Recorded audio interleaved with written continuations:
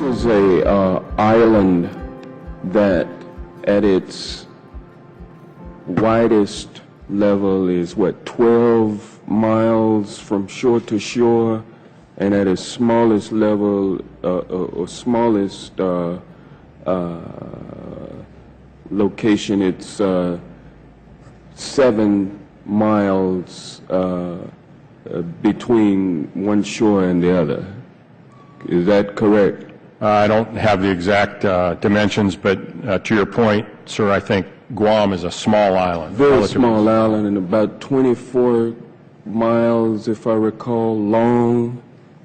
So 24 miles long, about 7 miles wide at the least widest place on the island, and about 12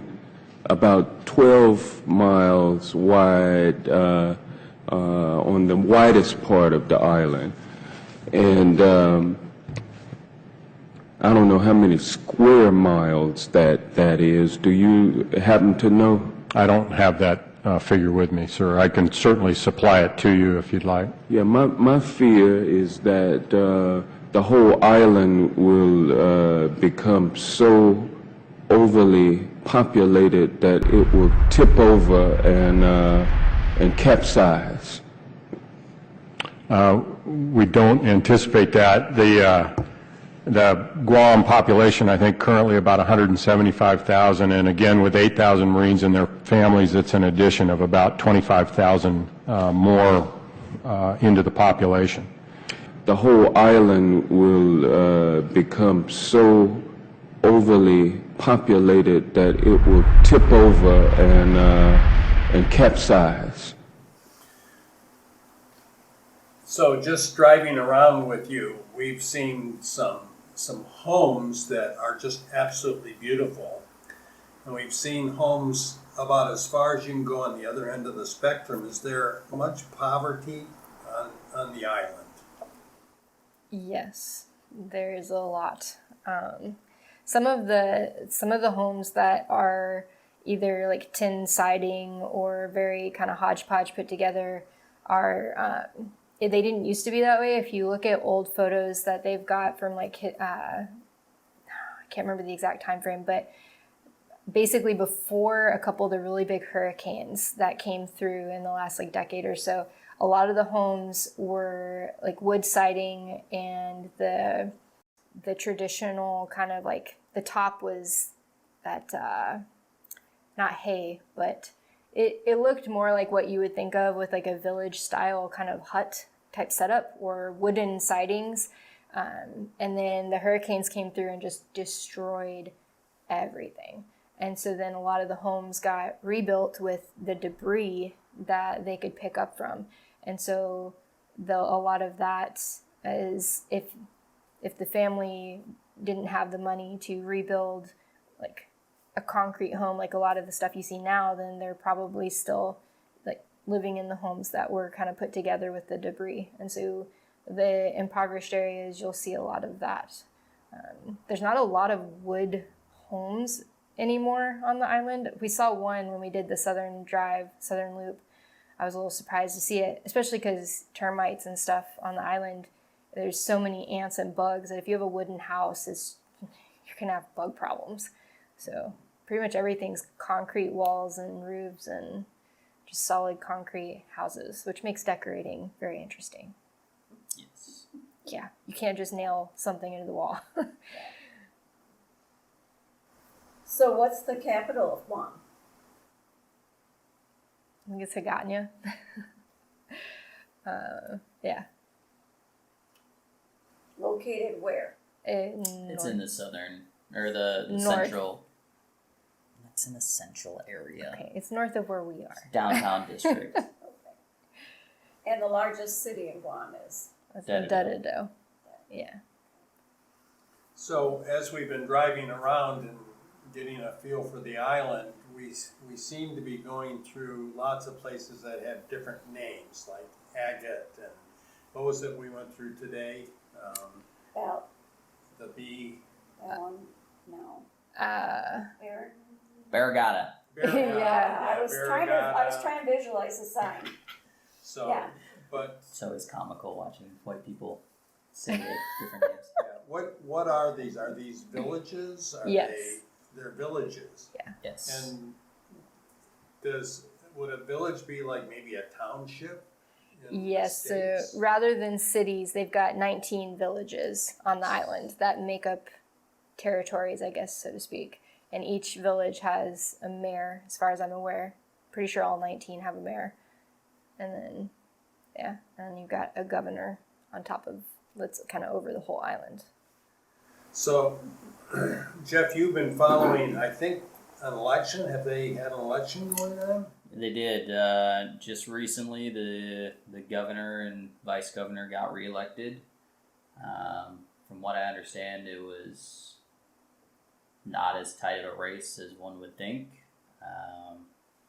But if you looked at all of the promoting and celebrations and everything that was going on in all the different villages leading up to it, you would have thought that it was neck and neck. The culture here is very passionate, so when they latch on to something or someone, they promote it with all of their being.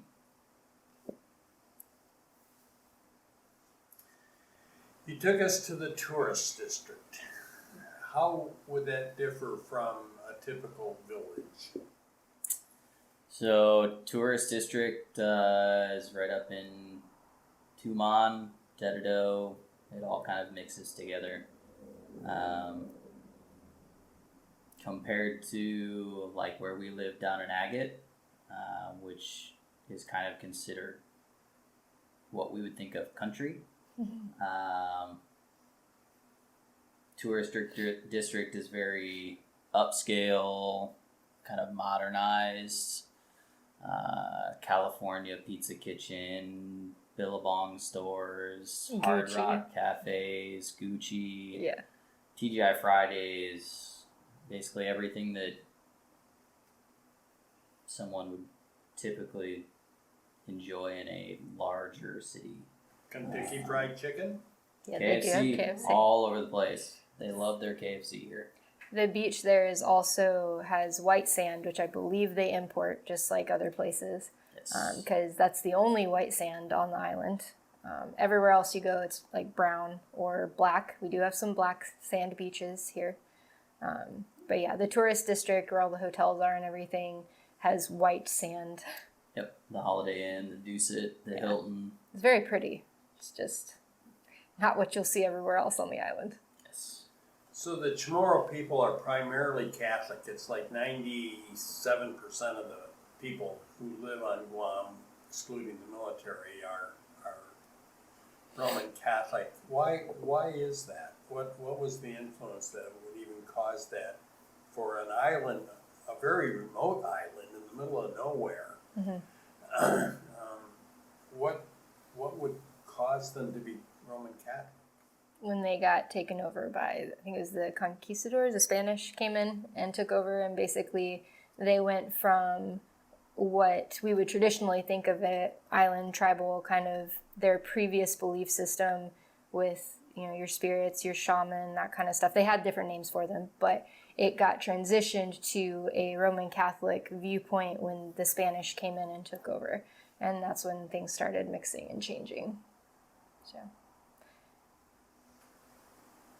All right, I have to lighten this up just a little bit. This question is for Jeff. How many ways are there to prepare Spam? A lot. If you listen to my mother, there's only one way to prepare Spam, and it's straight to the garbage. Yep. I thought for sure moving here that I would never in my life enjoy Spam. However, just like the people in the culture, I have grown to love Spam. Spam musubi, sushi bake. What else do they put it in? Tacos. Everything. It's like their second or third meat of choice. So one of the questions that I think about particularly for Caitlin, is how do you perceive the U.S. military being received by the native population of Guam? From my personal experience, it's been very positive. Haven't run into a whole lot of negativity, even at the hospital, but usually, they're pretty thankful for whatever you're doing at that point. But I haven't really heard of a whole lot of like negative stuff either from coworkers. They enjoy the tourism, the money that gets brought in from tourism and us being here. It helps, like even on the radio, when COVID was in that sort of like, are we going to lock down again or open up? When we're in that sort of questionable phase, they were upset that one of our ships wasn't allowed to port, or well, we were allowed to port. We came in, but they weren't allowed to leave base. And they were upset that we weren't allowed to leave base because then basically we weren't bringing money to the restaurants and the bars and like all the tourist areas. So I personally feel like they like us here and haven't had a whole lot of negative. So if I weren't 73 years old, let's say if I were 42 and wanted to move to Guam, what are my chances of getting a job that would allow me and afford me to be able to live here with the lifestyle I'm used to?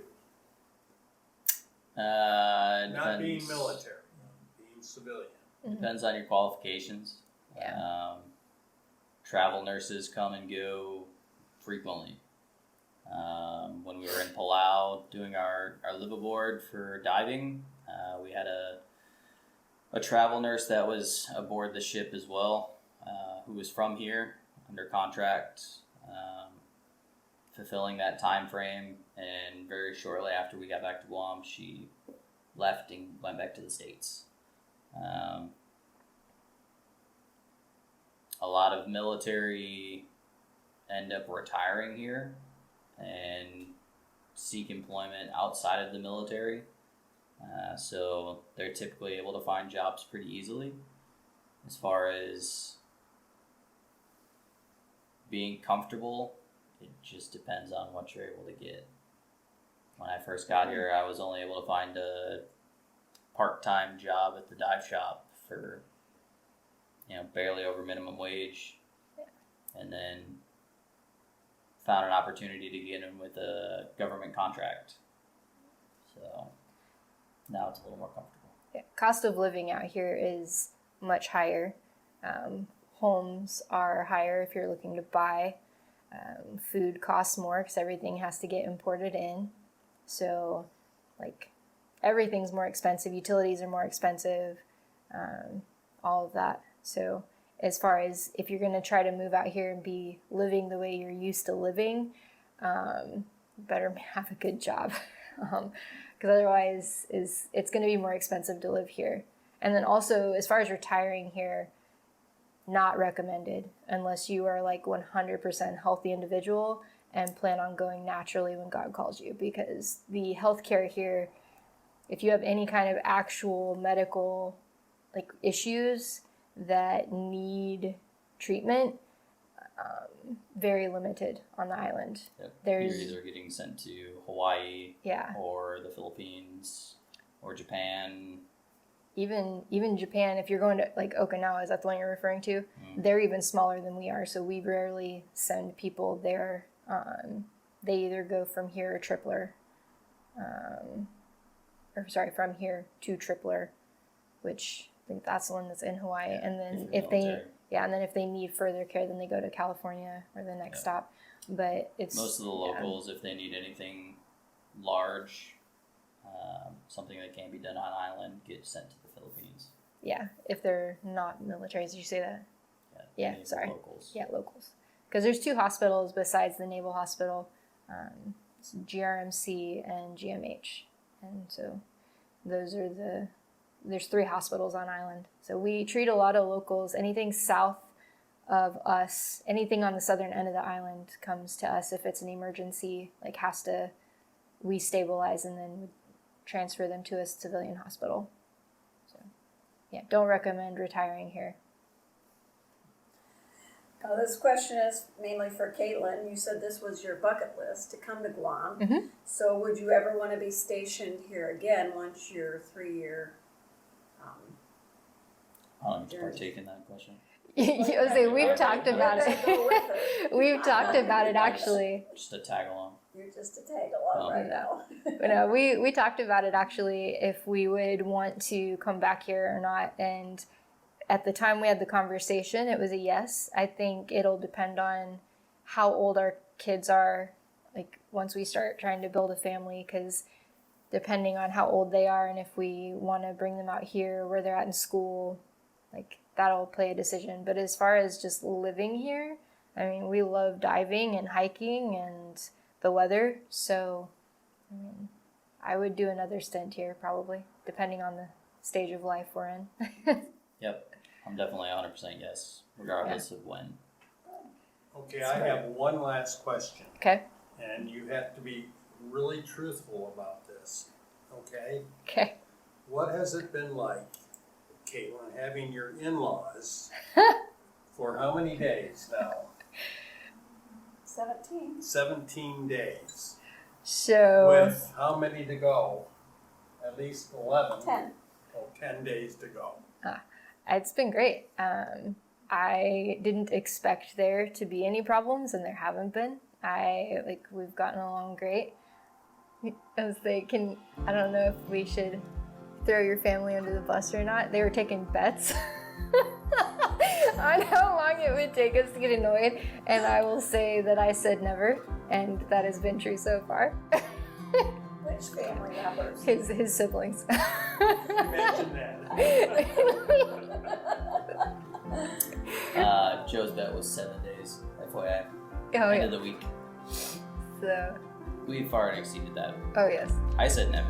High five for us. Yes. Hey. Well, we want you to know just how grateful Yes.